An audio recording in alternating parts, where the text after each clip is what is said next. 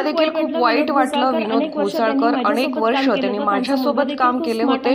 त्यांचा मुलगा देखील खूप स्मार्ट आणि चांगला शिक्षित होता. तो स्वतः त्यांच्याशी बोलून नंतर त्याने गोळीबार केला. मला कळत नाही की लोकांच्या मनात काय चाललं आहे. पोलीस तरी काय करणार? प्रत्येकाच्या घरी तरी नाही जाऊ शकत. दंगल, गँगवॉर, गुंडगिरी अशा प्रकरणात पोलीस काम करत आहेत. गणपत गायकवाड प्रकरण झालं, त्या प्रकरणात देखील भाऊच होते. बंदूक लायसन बाबत कठोर नियम केले जातात. गुन्हेगारी पार्श्वभूमी असलेल्या लोकांकडून बंदूक काढून घेतली पाहिजे. मी देखील गृहमंत्री राहिलो आहे. यात गृहमंत्री काय करू शकतात? गँगवॉर, आतंकवाद, गुंडगिरी याबाबत गृहमंत्री काम करू शकतात. प्रत्येकाला गृहमंत्री संरक्षण देऊ शकत नाहीत. मराठा समाजाला स्वतंत्र आरक्षण द्या ही आमची मागणी आहे. ओबीसी मधूनच आरक्षण द्या ही झुंडशाही आहे.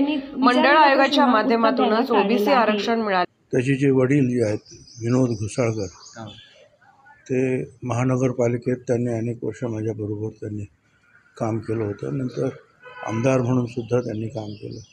आणि त्यांचा मुलगा आम्ही म्हणजे मला कल्पना नव्हती, काल मी जेव्हा पाहिलं खरं स्मार्ट आणि चांगला वेल एज्युकेटेड, शिकलेला चांगला. किती आता हे दुर्दैव आहे की कार्यक्रमाला जातात, काय बाहेर असतात, मग आतमध्ये येतात, चांगलं बोलतात आणि फेसबुक लाईव्हवर सगळं सुरू आहे.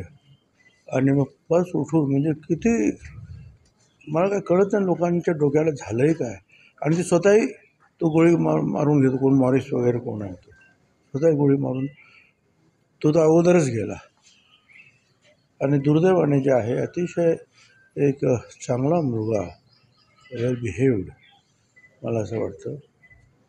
आता त्या कुटुंबाच्या दुःखात आम्ही सगळेच सहभागी आहोत. परंतु कसं पोलीस तरी त्याला काय करतात किंवा तुम्ही असले तरी काय करतात? म्हणजे फेसबुक लाईव्ह चालू आहे, काय करू शकता का तुम्ही? फटदिशी एखाद्यानं जे आहे खिशातून काढायचं रिव्हॉल्वर, पिस्तूल आणि सटासट गोळ्या लावायच्या. कसं काय होईल मला तुम्ही सांगा.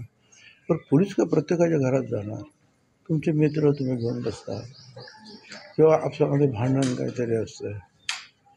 पोलीस जे आहेत की चोऱ्या माळ्या काय मोठी काय दंगल वगैरे काय होते, गँगवॉर आहे किंवा आतंकवाद आहे, याच्यामध्ये जरूर त्यांचा किंवा बंदोबस्त आहे किंवा त्यांनी मागितलेले आहे संरक्षण, त्यांचं संरक्षण करणं, अशा अनेक गोष्टी करतच असतात पोलीस.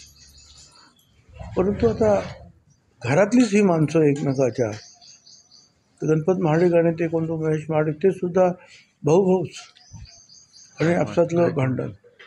आणि हे पण जे आहे दिसत आहेत तर मित्रच दिसतात, एक खास मित्र. कार्यक्रमाला गेले, त्याच्या कार्यालयात गेले, त्यामुळे डोकं चक्रावतं कधी कधी की कुणावर विश्वास ठेवायचा. आणि फारच भयंकर प्रकार जे आहेत घडत आहेत.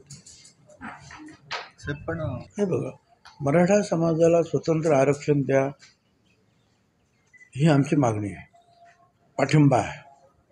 तो आता प्रयत्न होत आहे.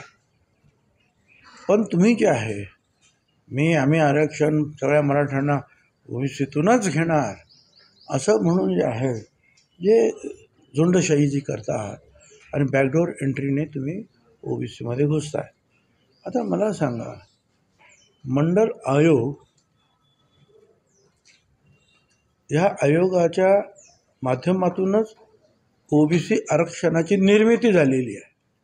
म्हणजे ओबीसी आरक्षण